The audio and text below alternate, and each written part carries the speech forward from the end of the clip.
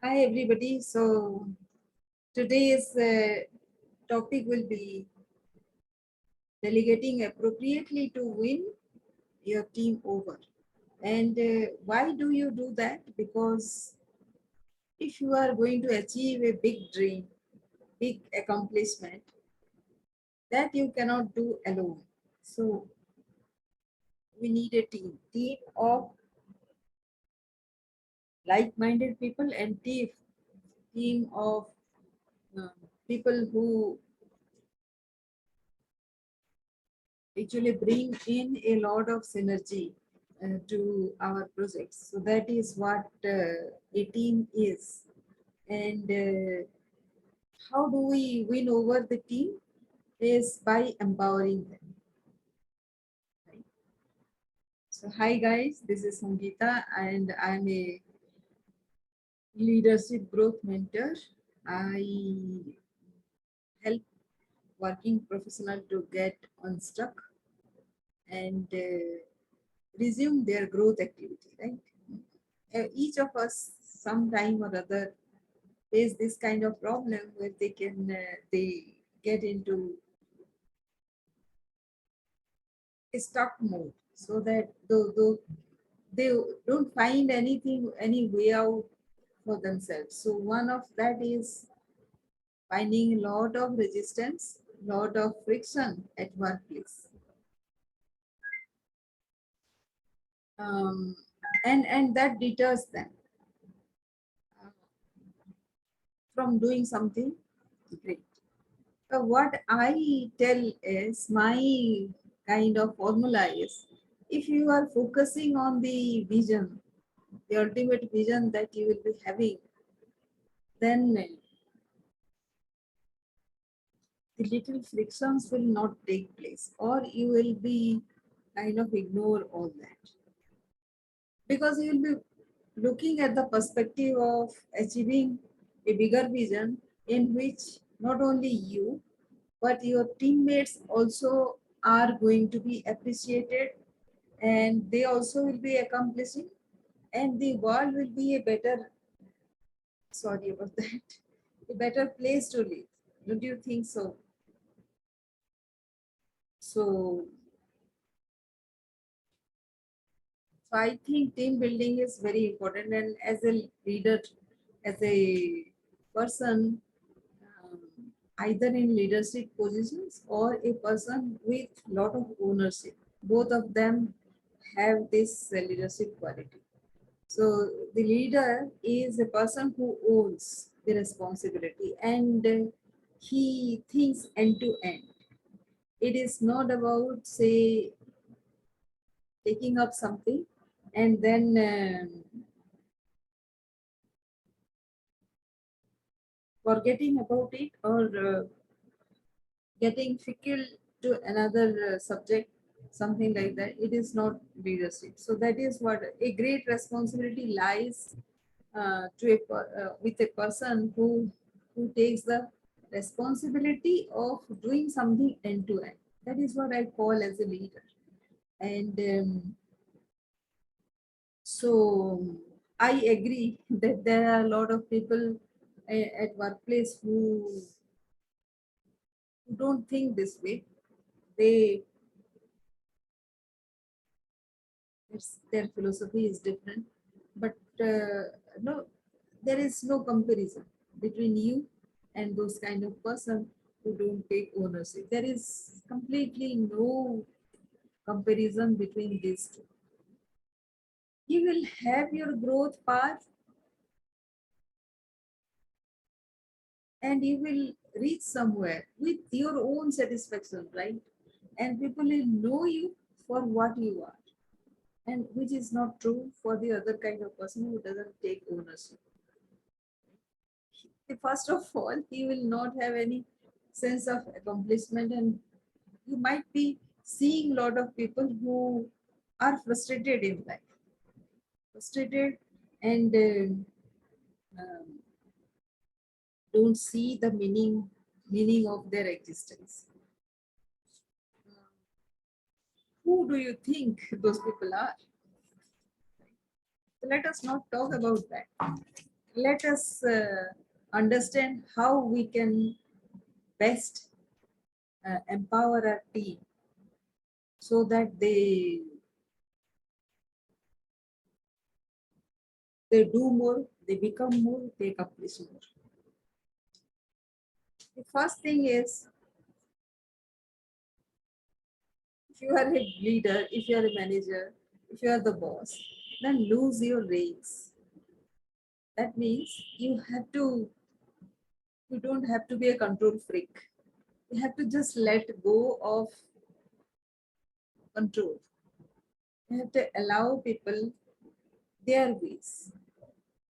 There, if you have an idea, don't you think your team will also have so many ideas? If you really want them to own whatever you are doing, then don't you think those people also would like to experiment, because this is they are giving their time also, right? And this is their chance to contribute to something which they also believe in along with you.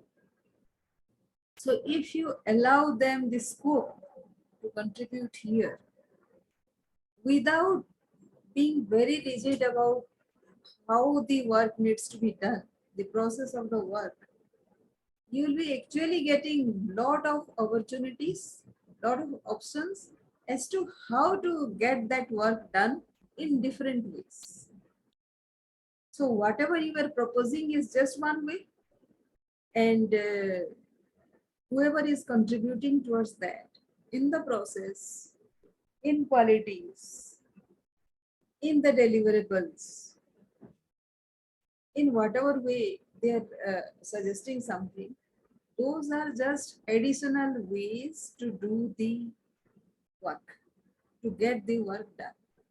So allow them that freedom, that flexibility. I'll just give you one example of what is my recent experience. Recently, like say, there was a budget preparation for a proposal. You know how the budget gets prepared, right? So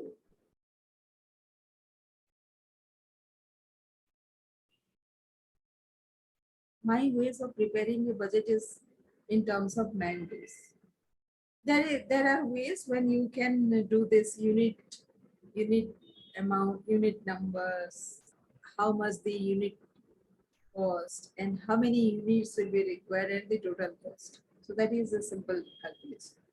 And that way also you can put a lot of clarity into your team, and you will not get distracted. That is a very proper way of putting things.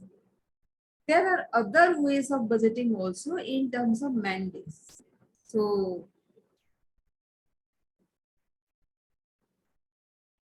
in some of the services, if the entire thing will be requiring, say suppose 6 months, then who will do what? Who will be engaged in how many days in that project? So that will be man-days calculation, right? So both the processes are same. But some people who are very rigid about this unit price, unit name, and other things, they will not allow you to calculate the man days thing. But internationally, this man days thing is quite acceptable. So both these are correct. So if you are proposing something and the other person is proposing another thing, you will have two things to look at. It actually makes you cross check with the other process also as to whether there is some mistake in the calculation. So this is letting go of the control and allowing other people to contribute. This is the rule number one. The second is, from the beginning itself, rather than bringing in people haphazardly, randomly to contribute into something, from the beginning itself, if you can give responsibilities to people. It is not to uh, uh, like confine them into those territories. It is to tell them that they own a particular responsibility, plus they can contribute wherever they want to. So this is, I say, it has to be broadened and deepened. Deepen means the responsibilities they are already assigned to, and broaden means wherever they can contribute, wherever they can. These are broadening and deepening of responsibility where the person likes. Suppose one person is so very good at his work that he completes work in time and he still has some buffer time in which he can support the other team members as well. Might be some other team member is struggling with something because of some there maybe there will be lot of reasons why people get stuck, why people will be struggling, because that particular segment there might be some problem, some hiccups, some challenges, because of which the person who is entitled for that particular segment is yet to do. So you should give the freedom of people to contribute there, and also help people to ask for support within the team or wherever is possible. That is the second. The third is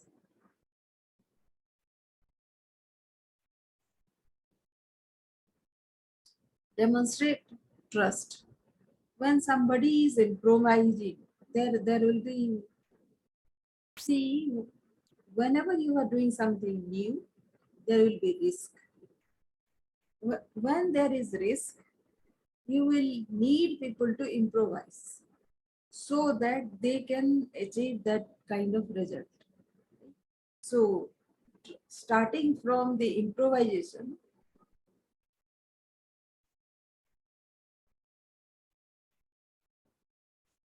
to achieving the result.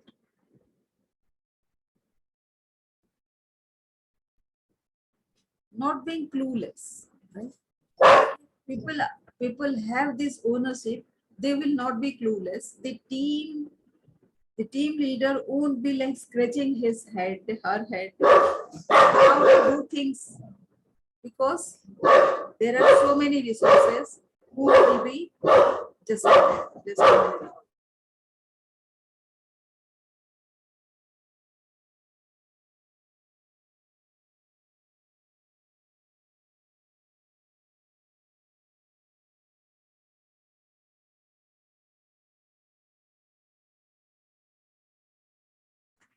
Sorry for that.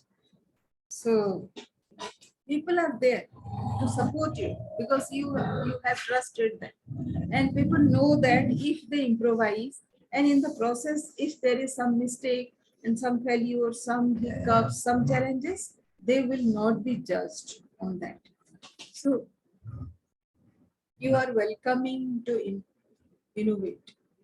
That is a great quality where you own the mistakes of others. You know that if they would have succeeded, there will be a great chance, because people start with something success in mind, and due to some challenges, we all start with those kind of vision in mind, and some in between, what happens is it doesn't work, right? It doesn't work, and it goes wrong. So what? You are demonstrating trust, right? So you are allowing people to open up, come up with suggestions. Don't you think that that is a great way to keep your team together? Then,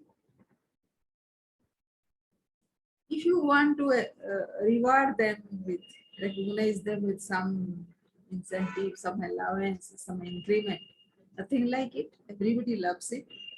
But, so this has to be part of the innovation, a part of the empowerment process. People, whoever is contributing, should have some allowance. So that is the process built in many of the countries nowadays, many of the HR system where people are are encouraged to contribute. So it is irrespective of the end result. People who are contributing, people who are thinking innovatively, out of the box thinking, all these people get this plus mark. So they are entitled for that. And then monitor the empowerment process, not the people. Monitor the process, not the people, because it is never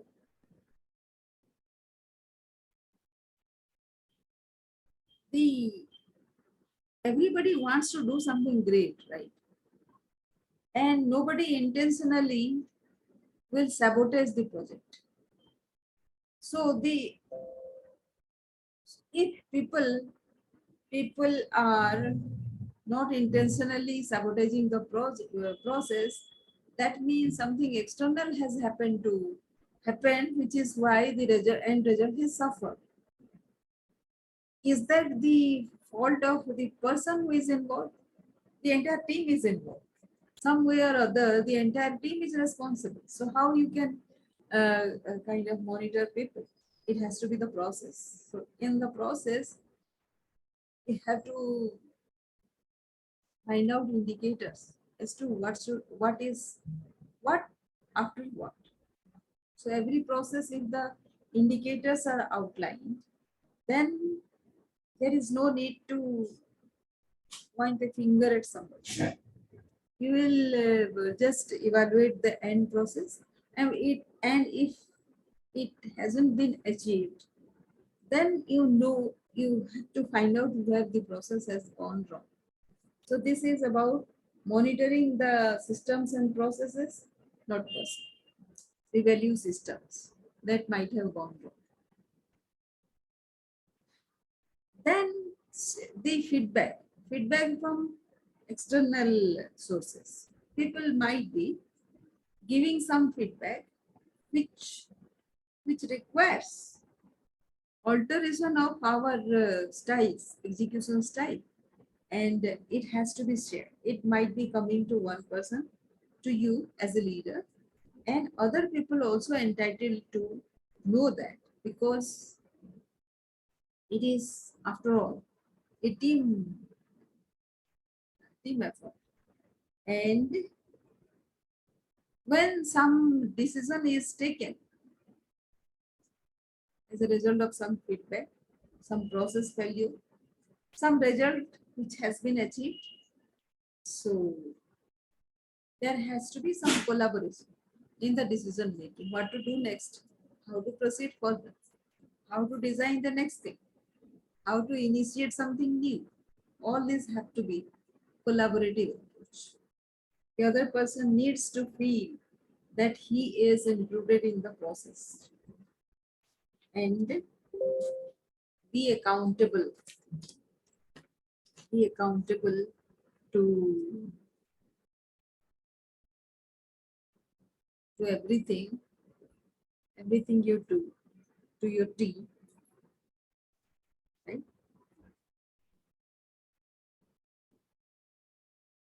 Then there has to be some personal connection with people. Don't you think so?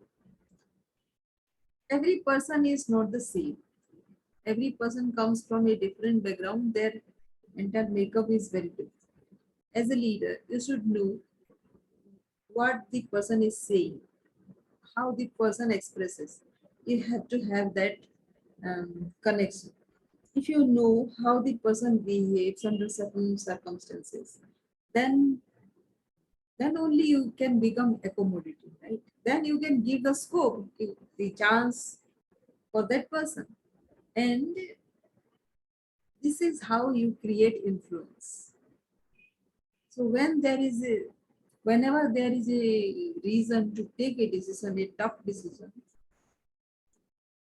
then despite not agreeing to that, people will abide by your decision because they know that you trust them.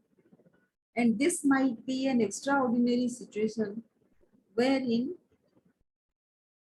a single person is taking a decision. Otherwise, it would have been collaborative. So that influence you need to create, right? influence. Why create influence? Influence is because of certain extraordinary situations where you need to take unilateral decisions.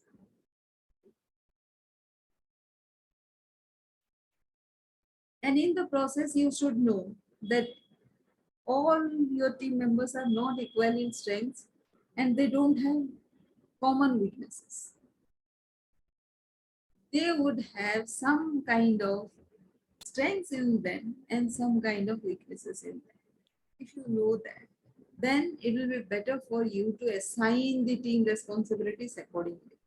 You are not going to assign somebody weak in calculation to give the budget part or keep the accounting, budget accounting to that person, right? He might be strong in something else.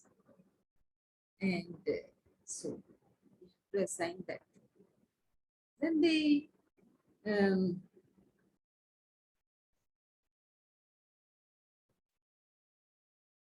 if we are introducing something, managing resistance to change, we all know that change is not a very welcome process. When everything is going great, nobody actually likes to change, likes any change. But being a leader, you might have realized that sometimes change is required. That resistance, how can you explain somebody that this change is required? Only when you go talk one to one and clear that objection that that person is having. It cannot be expressed in a team environment. Sometimes decisions are, this resistance to change are very personal. So even systems in your office setup that might require some change, which will create some unhappiness in one of the team members. You need to know, you need to understand as to what is bothering that person. And of course, when you delegate, when you frequently delegate, that is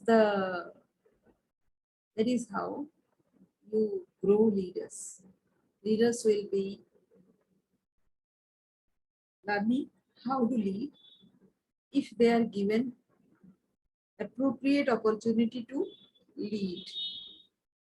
This is how this hope this helps, and this is how you can manage your team. You can create a lot of relationships, deep relationships within the team, and be a good leader. Hope this helps. See you. So please comment in the whenever you see. Hope this helps, and this is how